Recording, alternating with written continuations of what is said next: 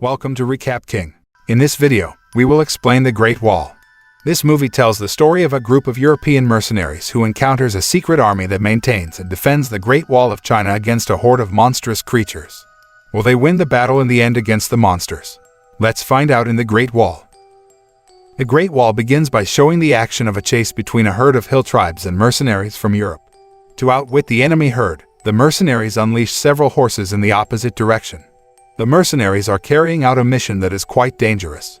They had ridden for 6 months and still had not reached their destination in the northern part of mainland China.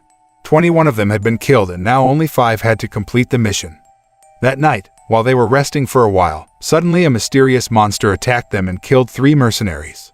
The other 2 surviving mercenaries, William and Tavar, desperately fight a monster they've never seen before. They finally managed to kill the strange monster. They cut off the monster's arm and took it with them to find out more about the terrible monster. As they continued their journey the next day, the hill tribesmen managed to sniff out their trail. They then had to race their horses faster. After a long pursuit, William and Tavar arrive at the Great Wall of China, which is guarded by the unnamed order. Both then surrendered themselves to the guards of the Great Wall of China. The troops immediately took William and Tavar to their leader, General Shao. William then showed the arm of the monster that attacked the mercenaries to the general and his commanders. Commander Lin, who was the only female commander in the army, then asked the location when the monster attacked William and the other mercenaries. William replied that the monster had attacked them in the hills 2 days ago. General Shao and the unnamed order's troops seemed to have anticipated the monster's attack, even though it was slightly off their mark. After getting the information needed, Commander Lin suggested to her leadership that William and Tavar should be killed because they already knew about the monster's existence. This was done to keep the unnamed order's secret from being known by outsiders. However, advisor Wang disagreed with Commander Lin. According to the tactician, William and Tavar were more useful if they were left alive because they had managed to kill the monster and provide other information about its attack. Since the unnamed order's army's top priority was the monster, General Shao finally decided to follow the strategist's advice, but he still considered Commander Lin's suggestion. After that, William and Tavar were taken prisoner and placed directly on the front line of defense of the unnamed order troops. Wang tells them both that the Great Wall of China was built to protect them from the great attack of Tao Te, the monster that William managed to kill. Wang estimated that Tao Te would attack in 9 days. However, after hearing William's words and seeing the monster's body parts, General Shao and his commanders must prepare the entire army right now to anticipate Tao Te's attack that will come soon. According to estimates, Tao Te will appear and attack mainland China once every 60 years. General Shao told Wang that they had been preparing for this since 60 years ago and that finally, the big fight against Tao Te was about to take place. The unnamed order carried out their respective duties based on the color of their armor. Black is ground troops, red is archers, purple is melee and blue is brave. The entire army looked nervous because this was the first time they would face a monster that only appeared once every 60 years. Not long after, a roar resounded from behind the Great Wall of China. The Tao Te flock charged from behind the mountain, not 10 or 20, but millions of Tao Te. They moved very fast and the army of archers immediately went to repulse the Tao Te before the monsters climbed the wall. Giant cannonballs were launched towards the flock, but that did not dampen the next herd of Tao Te who came much more. Tao Te's weakness was in their eyes and that was the task of the death squad led by Commander Lin. Courageous women were dispatched to attack the Tao Te herd head-on with their spears, but the number of troops who died was far more than the herd of Tao Te who died. Tao Te has a queen who is very closely guarded by the elite Tao Te troops. The Tao Te queen is very clever in stratagems. Seeing an opportunity, the queen ordered her flock to attack the weaker side of the Great Wall of China and several Tao Te managed to climb the wall. Now it is the turn of the purple troops who are the front-line guards to defend the Great Wall of China.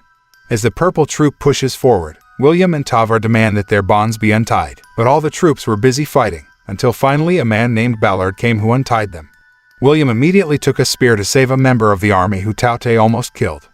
They worked together to help the troops against Tao Te's attacks. The unnamed order and Empress Tao Te both lost a lot of troops in the battle.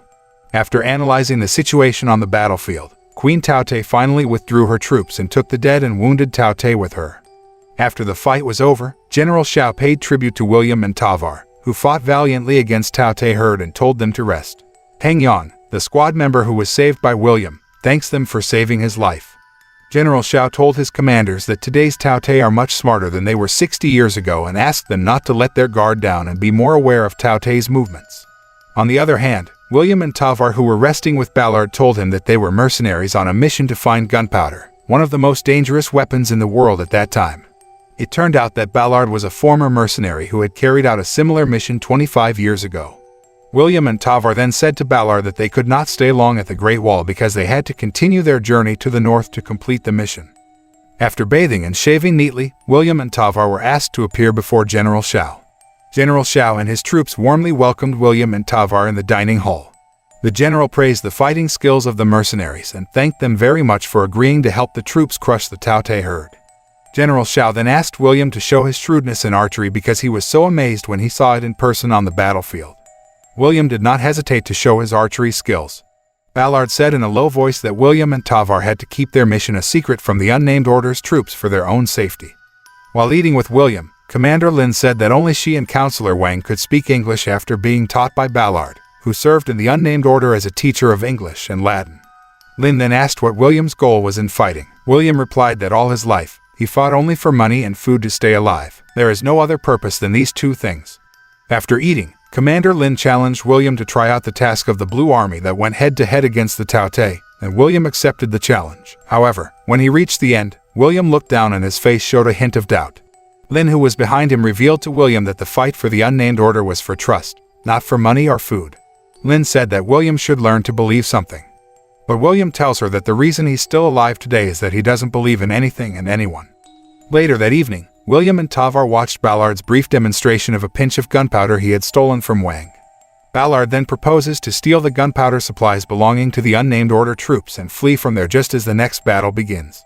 Counselor Wang then called William and Tavar and showed them a lump of magnetic stone he found while searching William's belongings. He stated his assumption that William could easily kill a Taotai because of the stone's influence. Wang then told about the origins of Taotai, which came from a large meteor that hit mainland China centuries ago. Meteors and these monsters are believed to be a punishment from the sky for the greed of the Chinese emperor who ruled at that time and made all his people suffer. The Taotai flock that rises up and attacks mainland China once every 60 years will prey on humans and be presented to the queen to breed. If the Taotai herds managed to break through the Great Wall and take control of the capital, then it was certain that mainland China would be destroyed. Elsewhere, a Taotai managed to infiltrate the West Tower. General Shao and Commander Lin immediately mobilized several troops to fight the Taotai, but it turns out that they have been framed because another Taotai attacks from the opposite side. Commander Lin and her troops had a hard time dealing with the two large and fierce Taotai, and in the surprise attack that night, General Shao was killed. On the eve of his death, General Shao handed over the leadership of the unnamed order to Commander Lin. After paying their last respects to General Shao and all the troops who had died on the battlefield, the leaders of the unnamed order troops held an important meeting in the hall because an envoy from the capital had arrived with important news. The envoy handed over 900 years of ancient war history records to the commanders, which stated that the violent nature of the Taotai could be minimized by magnetism. Wang then showed him the magnetic stone that William had brought and came up with a pretty plausible explanation of how William could confront Taotai head-on and kill it. According to Wang, the magnetic stone might indeed be able to make Taotai less aggressive and unable to hear the queen's instructions, making it easier for him to finish it off. William then came up with the idea of catching Taotai alive using a spear hook like catching a whale, and proving the magnetic stone's abilities firsthand. Wang and the commanders agreed to the idea. After the meeting, Tavar confronts William. He didn't want William to help the order and forget the secret mission they had planned with Ballard. The next day, Wang and the commanders had already prepared large spears that had been smeared with a powerful anesthetic. The battle against the Taotai flock begins. On the other hand, Ballard and Tavar were already preparing to carry out their plan to steal the gunpowder and escape from there, but Tavar was still indecisive because he didn't want to leave William alone. Meanwhile, William, who was monitoring the war, felt the same doubt between running away from there to complete their mission, or helping the troops capture Taotai alive. Despite being showered with large, drug-laden spears, the Taotai herd could still move swiftly and dodge attacks from the Order's troops. The Order's troops managed to cripple one Taotai, though the anesthetic had not yet worked effectively. The troops then shot fireballs that circled their targets so that the herd could not help the Taotai. Lin then told William that the spear hook stuck in Taotai's body was about to come off because the anesthetic had not fully worked. William decided to help and went downstairs. He managed to subdue the Taotai and shackled it. Several Taotai managed to break through the circle of fire and attack William, but then Tavar came and helped his friend. The more and more Taotai flocks came rushing in. As William and Tavar grew more desperate, Commander Lin mobilized an army that attacked the Taotai herd with gunpowder. There was a huge explosion and William was unconscious. The battle was over when William awoke. Lin then tells William that they used gunpowder to defeat the Taotai flock today. Lin then asked William to keep the gunpowder secret from anyone so that irresponsible people would not target the deadly weapon. To prove his theory, Wang tried to bring the magnetic stone closer to the Taotai they had caught, and as expected, the Taotai bowed silently. However, the Chinese imperial envoys claimed the Taotai. According to the emperor's decree, if any Taotai was captured alive, they had to take it to the capital to be presented to the emperor. Finally, the Taotai was taken away to the capital. Commander Lin deployed the entire army to the Great Wall as the Taotai started attacking again. Meanwhile, Ballard sees this as an opportunity to steal the gunpowder and flees from there. This time Tavar also participated. Tavar and Ballard then infiltrate the armory and steal gunpowder and some weapons. William, who already knew their plan, came to the warehouse and tried to stop the two, but Tavar and Ballard knocked William unconscious and immediately fled from there. Elsewhere, Commander Lin and her troops found a tunnel at the base of the wall. It turned out that the Taotai's previous attack was intended as a diversion, while another group of Taotai dug tunnels to penetrate the Great Wall of China. Even the unnamed order had to rush to the capital before the Taotai flock attacked. They decided to take a hot air balloon ride as it was the only way to get to the capital in just 2 hours, much faster than the Taotai herd, although this method is quite risky and has never been done by them. Commander Lin eventually learns about Tavar and Ballard's theft and accuses William of being their accomplice, but William denied and said that he was trying to stop Tavar and Ballard. The commanders didn't believe William's words and decided to behead him, but then Peng testified in William's defense. He saw for himself that William meant to stop Tavar and Ballard. Hearing Peng's statement, Lin decided to lock up William and send troops to chase Tavar and Ballard. Elsewhere, Tavar and Ballard managed to escape quite a distance from the Great Wall of China, but in the middle of the journey, Ballard betrayed and left Tavar in the desert alone, without a horse and of course with all the gunpowder they stole. The unnamed order troops started flying hot air balloons and headed towards the capital, but it turned out to be not as easy as expected. The troops were still having trouble balancing the balloon and some hot air balloons exploded or fell to the ground. Peng then frees William because the Taotai herd has already entered the capital. Wang then told William that he was now free to do whatever he wanted and told everyone that the world was in danger. But William decided to help the troops against the Taotai swarms. William said that the only way to win this battle was to kill Queen Taotai. As the troops were preparing to head to the capital, the Chinese imperial envoy who had brought a Taotai alive had already arrived at the emperor's palace. The messenger then demonstrated how the magnetic stone worked against Taotai. The Emperor of China and all court officials were stunned to see the ability of the magnetic stone to suppress the monster's aggressive nature. But unbeknownst to them, the Taotai sent a signal to his queen about its current location. Elsewhere, Ballard, who was captured by the hill tribes, eventually died because they did not know the use of the gunpowder brought by Ballard and simply burned it in the fire. After Ballard and the hill tribesmen died, Tavars took control of all their weapons and horses and some remaining gunpowder. But before long, the unnamed order troops managed to catch up and capture him. The Taotai flock arrived in the capital along with the nameless order's troops. A big battle was inevitable. Commander Lin was nearly killed, but William, Wang and Peng arrived just in time to save her.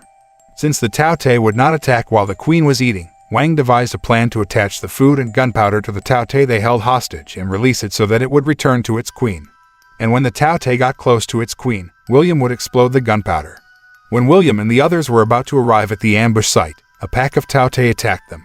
Peng is injured and sacrifices himself to hinder the Taotai so his friends can carry out their plan. William, Lin, and Wang finally released the monster. The Taotai immediately returned to its queen so that the queen could eat. William and Lin then climbed the tall tower so William could aim the gunpowder-tied arrow at the target. Meanwhile, Wang sacrificed himself by fighting a group of Taotai who already knew of their existence. The queen's bodyguards deflected William's 2 arrows and now only 1 gunpowder remains and is the last chance they have to save humanity. William then threw a magnetic stone at Queen Taotai's bodyguards, which created a gap in the shield. Lin then threw a spear linked by gunpowder and managed to blow up the queen and its guards. Because the Taotai queen had died, the entire Taotai flock froze at the loss of the signal. William and the order troops won the battle. After that, William came to Tavar who was being held captive. For helping the troops win the war against Taotai, William said that he was allowed to carry gunpowder and be escorted home by the cavalry to his country. The emperor gave William the choice, bring gunpowder or save Tavar. William then chose to save his best friend. After saying goodbye to Lin, William returned home with Tavar. The film ends.